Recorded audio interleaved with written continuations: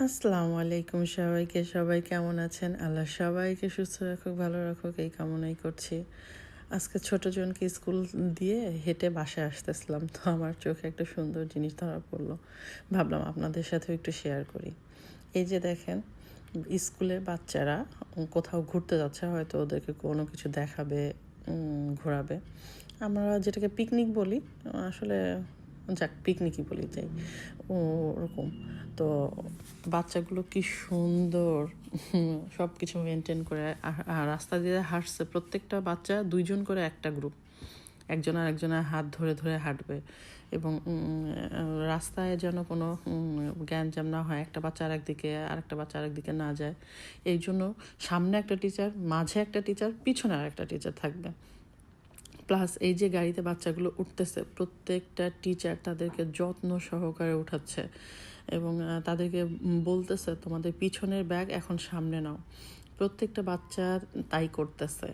আবার টিচাররা জিজ্ঞেস করতেছে তোমাদের কারো বাথরুম যেতে হবে কিনা, তোমরা নাস্তা করেছো কিনা। ওদের সাথে অনেক সুন্দর করে কথা বলতেছে।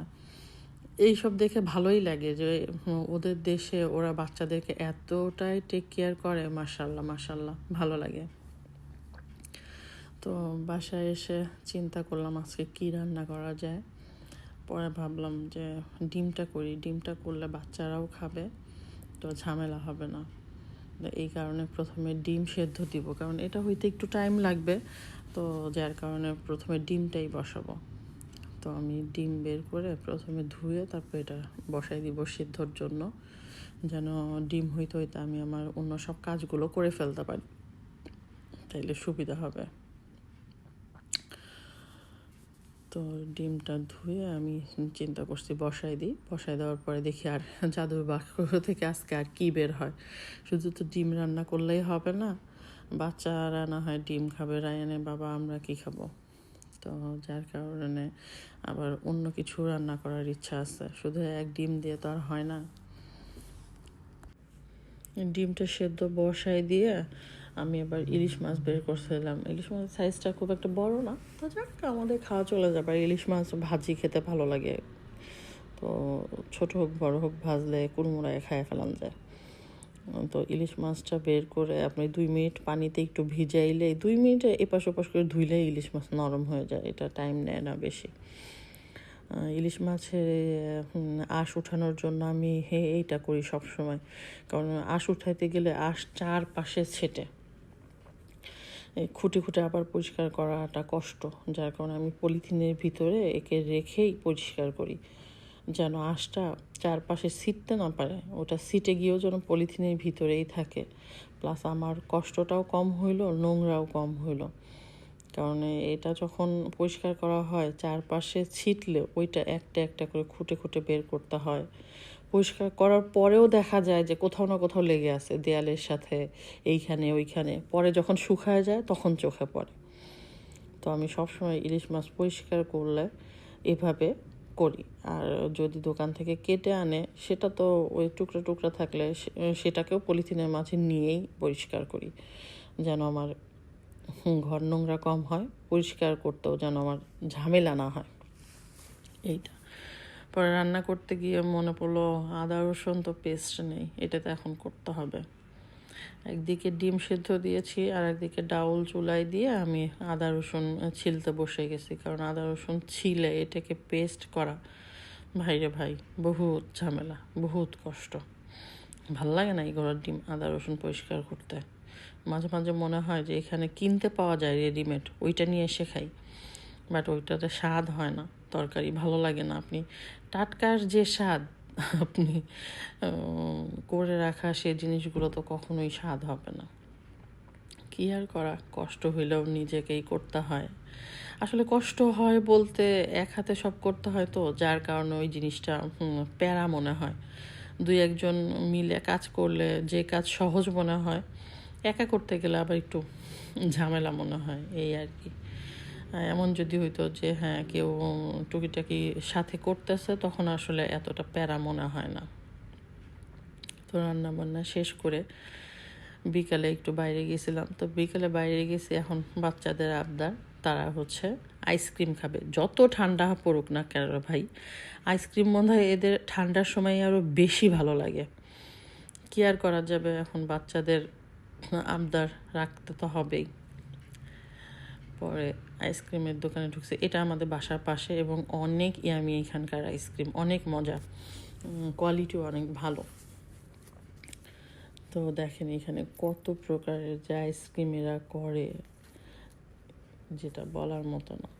এখানে আইসক্রিম ছিল, তিরামিসু ছিল, কেক ছিল, অনেক কিছু ছিল মাশাআল্লাহ। তো বাচ্চারা তাদের পছন্দ মতো আইসক্রিম নিচ্ছে। কত প্রকারের যে আইসক্রিম এখানে আছে, কিছু কিছু তো আছে নামই জানি না, ওইখানে গিয়ে দেখে বলতে হয় ও আচ্ছা এটা, ওইটা নিব, এটা নিব, সেটা নিব। তা আমি সব আমার ছোট ছেলে বলবো, মাম্মা তুমি প্রত্যেকদিন একই জিনিস কেন নাও? আসলে আমার যেটা ভালো লাগে আমি সেটাই ট্রাই করি, অন্য কিছু ট্রাই করি না, কারণ নতুন কিছু ট্রাই করতে গিয়ে সেটা যদি ভালো না লাগে, এই কারণে আর নেই না। আমি সবসময় একই, বাদাম একটা আছে, পিস্তাশিও বলে, বাদামের ওইটা নিব, নারিকেল নিব, আর হচ্ছে ম্যাঙ্গো নিব। আমি সবসময় একই ফ্লেভার নিই। দোপিও পান্না নিব। আমার ছেলে বলল, মাম্মা তুমি একই জিনিস প্রত্যেকটা দিন কেমনে খাও? তো ভাই, এই ওরা আবার এক একদিন এক একটা ট্রাই করে, ওরা গিয়ে ওইখানে দেখে যেটা ওদের ভালো লাগে, ওরা এক একদিন এক একটা নেয়। বাট আমার একই রকম সব সময়। বেশিরভাগ ট্রাই করে আমার বড় ছেলে, ও নতুন নতুন জিনিস ট্রাই করতে পছন্দ করে। আর আরিয়ানও কম দেখা যায় যে একই জিনিস প্রত্যেক দিনই ইয়ে করতেছে, বাট আরিয়ানও এখানে গিয়ে আবার দেখে যে কি কি ফ্লেভার নতুন অ্যাড হয়েছে, কি কি আছে, ও সেগুলো খাওয়ার চেষ্টা করে এবং সেগুলো নিয়ে আবার পরে ডিসকাসও করে যে হ্যাঁ মাম্মা এইটা মজা ছিল, ওইটা মজা ছিল না। তো আমরা তিনজন তিনটা নিয়েছি, রায়ানের বাবা আর নেয়নি, ওর ঠান্ডা লাগতেছিল এই কারণে নেয়নি। পরে আমি আমার থেকে ওকে দিছি যে নাও তুমি আমার থেকে একটু খেয়ে দেখো কেমন হয়েছে। এইদিকে অলরেডি রায়ান তার পান্না ফেলাই দিছে, খেতে গিয়ে অলরেডি পড়ে গেছে ওর কাছ থেকে। আইসক্রিম খাওয়া শেষ করে চিন্তা করলাম যেহেতু বেরি হয়েছি, তো চলো যাই একটু হাঁটাহাঁটি করে আসি। তো হাঁটতে এসে আমাদের এইখানে একটা স্ট্রয়েলিয়ারও বলে দোকানটার নাম, আপনার গোল্ডের জিনিস আর হচ্ছে ঘড়ি এরকম জিনিসগুলো এখানে পাওয়া যায়। এখানে তো আর হচ্ছে আমাদের দেশের মতো 22-24 ক্যারেটের গোল্ড পাওয়া যায় না, এখানে হচ্ছে ওদের হোয়াইট গোল্ড এগুলো, আর 18 ক্যারেটের গোল্ড। তো ওটা আসলে কোনো গোল্ড না আমাদের দেশ হিসেবে, কিন্তু দাম তো ভাই আমাদের দেশের থেকেও অনেক বেশি থাকে। তো যাক একটু ঘোরাঘুরি করতেছি, এখন আবার ইয়ে চলতেছে, সার্চ চলতেছে। তো দেখলাম যে কেমন কি সার্চ চলতেছে, দেখি একটু। কিন্তু আমার কাছে আহামরি কোনো কিছু পছন্দ হয়নি, ভালো লাগেনি। একটা আছে না যে দেখলেই ভালো লাগে কাজ করবে, নিতে মন চাইবে, তেমন কিছু ছিল না। হ্যাঁ অফার চলতেছে ঠিক আছে, বাট ভালো লাগেনি কোনো কিছু। খালি একটু ঘুরে ঘুরে দেখছি, কোনো কিছু নেওয়া হয়নি। আবার একটা ঘড়ি একটু ট্রায়াল দিয়েও দেখছি। তো যাক নিইনি, বাট দেখছি। এই যে এই ঘড়িটা হাতে পরে আমি দেখছি, বাট নিইনি। আবার বলবেন দেখলেন কি নিলেন। যাই হোক, আজকে তাহলে এই পর্যন্তই। সবাই ভালো থাকবেন, আমাদের জন্য দোয়া করবেন। খোদা হাফেজ।